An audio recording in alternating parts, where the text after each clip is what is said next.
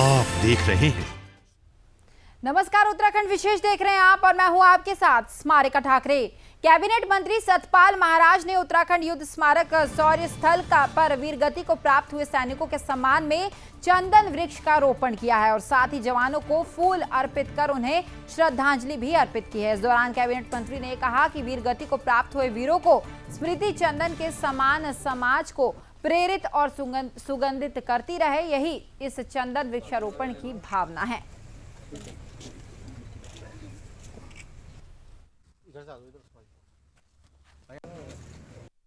यहाँ पर तरुण विजय जी हैं, मार्शल जुएल जी हैं, शंकर रावत जी हैं और यहाँ जैन साहब हैं, पार्षद गढ़ी के कैंट के।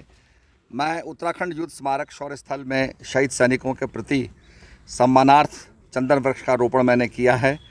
वीर शहीदों की स्मृति में सदा चंदन के समान समाज को प्रेरित और सुगंधित करे, यही इस चंदन वृक्षारोपण की भावना है कि जिस प्रकार से चंदन से खुशबू निकलती है, इसी प्रकार से हमारा जो शौर्य है, हमारे सैनिकों का जो सम्मान है, वो पूरे देश को सुगंधित करे और हमें आदर्श प्रदान करे। तो वहीं उत्तराखंड में लगातार हो रही मूसलाधार बारिश से जहां एक तरफ तापमान में गिरावट से लोगों को राहत मिली है, तो वहीं दूसरी तरफ जनजीवन भी अस्त व्यस्त हो गया है। सबसे पहले बात करते हैं मसूरी की, जहां तेज बारिश होने के कारण एक होटल के सामने बड़ा पेड़ गिरने से एक कार क्षतिग्रस्त हो गई और साथ ही मार्ग के बाधित होने से लोगों को काफी परेशानी भी हुई है। तो वहीं पेड़ के गिरने से विद्युत लाइनें भी क्षतिग्रस्त हो गई है, जिसकी सूचना मिलते ही विद्युत विभाग के कर्मचारी और वन विभाग के अधिकारी ने गिरे पेड़ को हटाकर मार्ग को सुचारू कराया। और तो वहीं अगर बात करते हैं टनकपुर की, जहां किरोड़ा नाला उफान पर आ गया है, जिसके चलते किनारे पर बने मकान, झोपड़ी झुग्गी में रहने वाले लोग दहशत के साए में जी रहे हैं। इसकी शिकायत प्रशासन से कई बार करने के बावजूद भी कोई ठोस कदम अब तक नहीं उठाया गया है।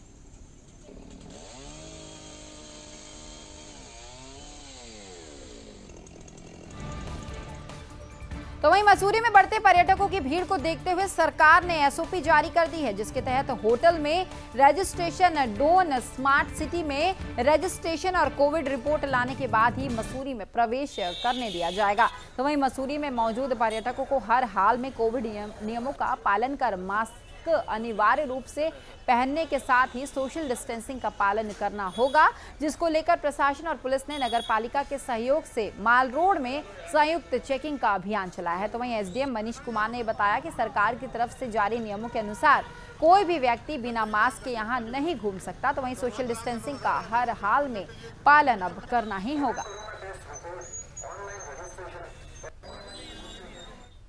तो वहीं गढ़वाल के एक निजी अस्पताल में आशा कार्यकर्ताओं ने जमकर हंगामा किया है। दरअसल आशा कार्यकर्ताओं ने अस्पताल प्रबंधन पर बदसलूकी का आरोप लगाते हुए कहा कि सभी कार्यकर्ताएं अपने डेस्क पर शांति से काम करती है।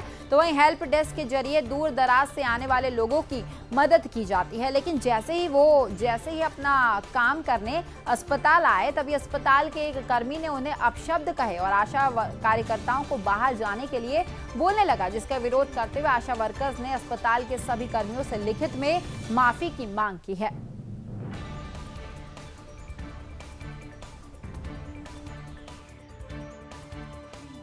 श्रीनगर के संयुक्त अस्पताल में जो आशा कर्ती के साथ बाबू भानु प्रताप ने जो दुर्व्यवहार किया, वो ठीक नहीं है। और ये आशा कार्यकर्ती जो वो है, ये जिन्होंने कोरोना काल में घर घर जाकर लोगों को दवाइयाँ भी बांटी। जिस वक्त हम लोग घरों में छुपे हुए थे, उस वक्त ये बहनें घर घर जाकर पूरी सेवा कर रही थी अपने बच्चों को न देखकर। और मैं निवेदन करता हूँ सीएमओ साहब से कि बाबू के खिलाफ उचित कार्रवाई। तो वहीं सुप्रीम कोर्ट और राज्य विधिक सेवा प्राधिकरण के आदेश के बाद नरेंद्र नगर स्थित सिविल जज जूनियर डिवीजन कोर्ट में लोक अदालत का आयोजन किया गया है, जिसमें 15 मामलों का समझौता कर दिया गया है। दरअसल अदालत में अधिकारी शंभुनाथ सिंह सेठवाल ने सभी मामलों पर चर्चा कर उन्हें सुलझाया। इस दौरान मौके पर अधिवक्ता विकास उनियाल और अरविंद बहुगुणा भी मौजूद रहे।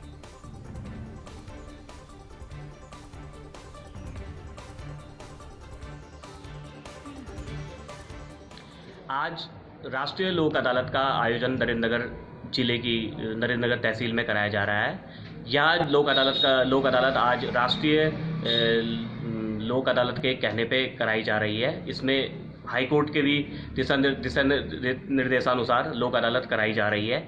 इस लोक अदालत में आज नरेंद्र नगर में जो समनीय मामले होते हैं।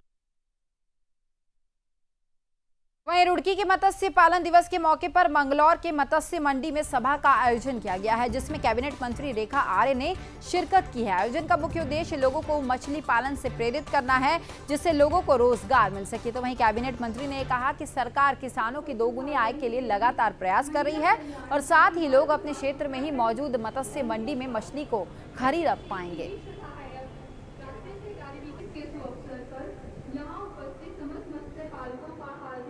आज के दिन जो है राष्ट्रीय मत्स्य पालक दिवस के रूप में हम सब लोग सेलिब्रेट करते हैं। मुझे इस बात की प्रसन्नता है कि जब 2017 से मुझे मत्स्य विभाग की जिम्मेदारी मिली तो तब से लेकर अब तक जो है हम लोग लगातार इस वर्ष को विशेष दिन के रूप में हम लोग सेलिब्रेट करते आ रहे हैं। इससे पहले हम देखते हैं कि मत्स्य विभाग जो है एक तरीके से नगण्य विभागों में गिना जाता है।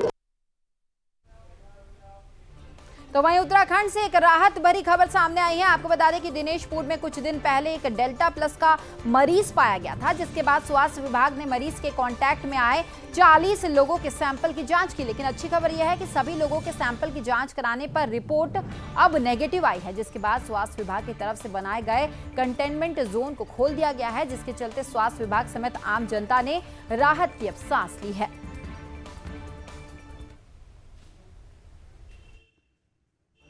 ग्रुप है उसमें कि ये जो केस है एक जो लखनऊ का निवासी था, जो 24 मई की जिसकी रिपोर्ट पॉजिटिव आई थी, उसका सैंपल जो है जीनोम सीक्वेंसिंग में गया था, जिसकी रिपोर्ट 2 दिन पहले आई थी और वो डेल्टा प्लस वेरिएंट में पॉजिटिव पाई गई थी वो रिपोर्ट। तो उसी के लिहाज से हमने एहतियातन तौर पे पूरे क्षेत्र को, जो वार्ड नंबर 3 है दिनेशपुर का, उसमें। तो वहीं राज्य में गेहूं की रिकॉर्ड तोड़ खरीद के बाद अब धान की खरीद की तैयारियों में राज्य सरकार जुट गई है। इसी कड़ी में राज्य किसान आयोग के उपाध्यक्ष सरदार राजपाल सिंह उधम सिंह नगर पहुंचे हैं, जहां उन्होंने प्रेस वार्ता कर आने वाली धान की फसल की खरीद को लेकर किसानों को आश्वासन किया है और साथ ही कहा कि राज्य सरकार ने 3 महीने बाद आने वाले धान की फसल की खरीद को लेकर तैयारियां अब शुरू कर दी है। तो वहीं केंद्र सरकार ने फसल का समर्थन मूल्य 72 रुपए प्रति कुंटल बढ़ा दिया है।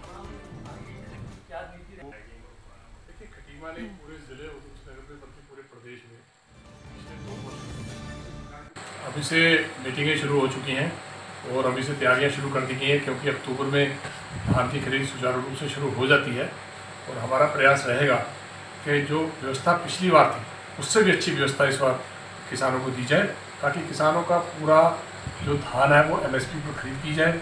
उस समय अक्सर आप लोगों ने सड़क किनारे ऐसे जानवर को देखा होगा जो किसी अज्ञात वाहन की चपेट में आकर दुर्घटनाग्रस्त हो जाते हैं। आज सुदर्शन न्यूज आपको एक ऐसी संस्था से मिलाने वाला है जो अज्ञात वाहन की चपेट में आकर दुर्घटनाग्रस्त हुए जानवरों की देखरेख तो करते ही हैं और साथ ही उनका इलाज भी करते हैं। संस्था का नाम है श्री कृष्ण कृपा कामधेनु गौ नंदीशाला, जो निस्वार्थ भाव से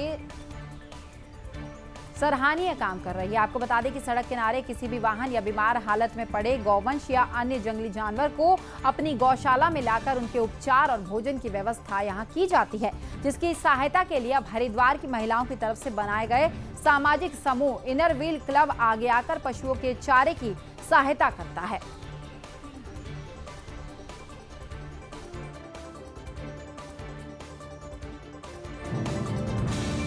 हमारा विचार ये है कि हम एक अन्नपूर्णा करते हैं हर वर्ष, जिसमें कि हम कहीं पे भंडारा, कहीं गरीब बच्चों के लिए भोजन, तो इस तरह की व्यवस्था करने का प्रयास रहता है हमारा।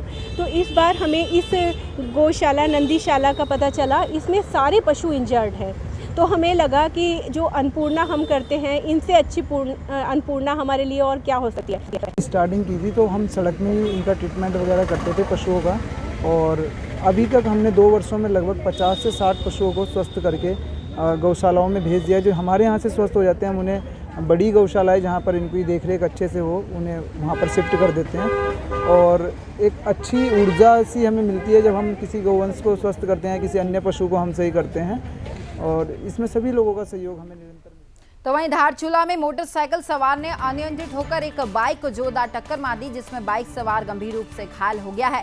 दरअसल बिजली विभाग में काम करने वाला एक युवक अपने बच्चे के लिए साथ घर जा रहा था कि तभी अचानक 3 युवक एक मोटरसाइकिल के सामने से लहराते हुए आए और सीधे बाइक में टक्कर मार दी। तो वहीं तीनों युवक मौके से फरार हो गए हैं, जिसकी सूचना पर पुलिस मौके पर पहुंची और घायल को अस्पताल में भर्ती करवाया। फिलहाल पुलिस ने मामला दर्ज कर आरोपियों की तलाश शुरू कर दी है।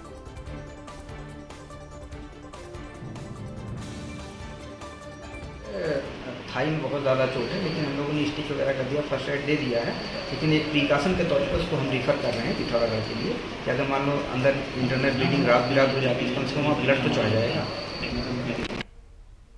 फिलहाल इस बुलेटिन में इतना ही। प्रदेश की सभी खबरों के लिए आप देखते रहिए सुदर्शन उत्तराखंड। नमस्कार।